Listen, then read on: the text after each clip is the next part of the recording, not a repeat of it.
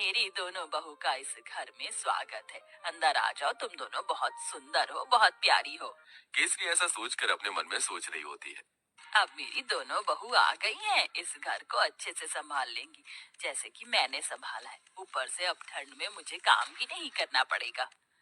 जैसा मैंने सोचा था उससे भी बहुत सुंदर है मेरा ससुराल। अपना ससुराल देखकर तो मुझे इतनी खुशी हो रही है कि बस क्या बताऊं। मेरी तो सारी ठंड भी भाग गई। यहाँ तो किसी चीज की कमी ही नहीं है। सच कहूँ तो बहुत सुंदर लग रहा है ससुराल। पहले तो मैंने बहुत गरीबी देखी है, लेकिन ससुराल में किसी चीज की कमी नहीं होगी क्योंकि सब बढ़िया है। दोनों बहू के चेहरे पर मुस्कान थी। तुम दोनों बहुत थक चुकी होगी और तुम्हें ठंड भी लग रही होगी। चलो, मैं तुम्हें तुम्हारे कमरे में छोड़ आती हूँ, उसके बाद तुम्हारी पहली रसोई की रस्म करेंगे। केसरी ऐसा कहकर अपनी दोनों बहू को उनके कमरे में लेकर जाती है, जहाँ दोनों बहू थोड़ी देर आराम करती हैं। कुछ ही देर में केसरी उनके पास आती है और उन्हें पहली रसोई की रस्म के लिए बुलाती है। तुम दोनों ने आराम तो कर ही लिया होगा, चलो पहली रसोई की रस्म भी कर लेते हैं। केसरी ऐसा कहने के बाद दोनों बहू को ठंड में रसोई में छोड़कर बाहर चली जाती है। थोड़ी ही देर में फिर से वो दोबारा आती है। मुझे माफ कर देना, मैं तो तुम्हें सामान निकाल कर देना ही भूल गई, अभी देती हूँ। केसरी रसोई में आकर एक कटोरी लेती है और उसमें 6 चम्मच चीनी डालती है, 2 गिलास दूध निकाल कर रख देती है और साथ में 2 कटोरी चावल निकाल के डोंगे में रख देती है। ये रहा सारा सामान। अब तुम अच्छी सी स्वादिष्ट खीर बनाकर सभी के लिए मीठे में लेकर आ जाना। केसरी इतना कहकर रसोई से बाहर चली जाती है और दोनों बहू एक दूसरे की तरफ देख रही होती है। लगता है माँ जी हमें कुछ ज्यादा ही भली समझ रही हैं। मुझे तो लगता है कि उन्हें ये लग रहा होगा कि हमें खाना बनाना ही नहीं आता। चलो, कोई बात नहीं, हम अपने हिसाब से बना लेते हैं। ज्यादा बनाएंगे ताकि रात को खाने को मिल जाए। खाने के बाद कुछ मीठा अच्छा लगता है। इस तरह आराध्या और राधिका दूध चीनी चावल निकाल कर ज्यादा सी खीर बना लेती है, जिसके बाद वो खीर परोसकर घर में सभी को देती है। बहुत अच्छी खीर बनाई है। वैसे ठंड में खीर अच्छी लगती है, लेकिन चलो खाना तो अच्छा बनाना आता है तुम्हें। कितनी अच्छी बात है, मेरी बहू तो बिल्कुल मेरे जैसी आई है, थोड़े सामान में ही अच्छा खाना बनाना। केसरी ये सोचकर बहुत खुश हो रही होती है। वो कुछ देर बाद अपने कमरे में आराम करने चली जाती है। अब दोपहर का खाना बनाने की बारी आती है, तो दोनों बहू ठंड में रसोई में आती है। कुछ ही देर में केसरी भी रसोई में आती है। अरे, इस वक्त तुम रसोई में क्या कर रही हो?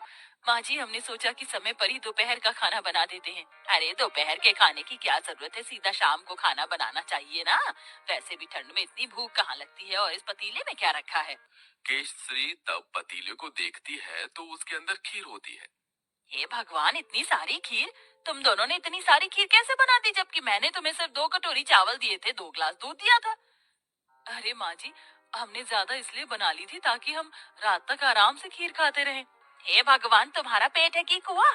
आज के बाद ऐसा बिल्कुल नहीं होना चाहिए। जितना मैं सामान दूंगी उतना ही बनेगा। ठंड में इतना खाना कोई नहीं खाता।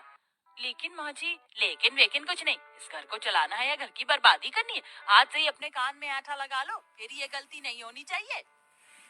राम राम राम, इतनी सारी खीर देखकर कहीं आज मुझे हार्ट अटैक ही ना आ जाए। ऐसा बोलते बोलते केसरी अपने कमरे में चली जाती है और दोनों बहू ठंड में कांपते हुए एक दूसरे को देखती रह जाती हैं। फिर आती है रात को खाना बनाने की बारी। तो रात को जब खाना बनाने दोनों बहू ठंड से कांपते हुए रसोई में जाती हैं, उनसे पहले वहां केसरी मौजूद होती है। उसने पहले ही सब कुछ गिनती करके निकाला होता है।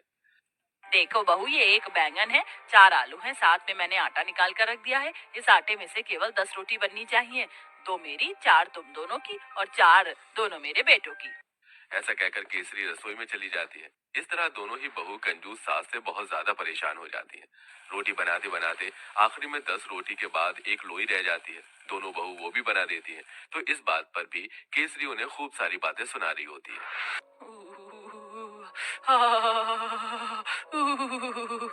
बहुत ठंड लग रही है। एक तो घर के सारे काम करो, ऊपर से खाना भी बनाओ, तो गिनती का। मेरा तो पेट भी नहीं भरता। पता नहीं कंजूस सास हमें कुछ खाने क्यों नहीं देती। सही बोल रही हो।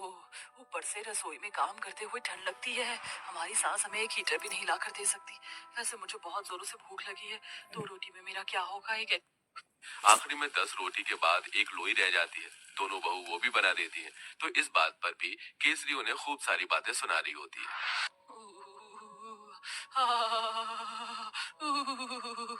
बहुत ठंड लग रही है। एक तो घर के सारे काम करो, ऊपर से खाना भी बनाओ, तो गिनती का। मेरा तो पेट भी नहीं भरता। पता नहीं कंजूस सास हमें कुछ खाने क्यों नहीं देती।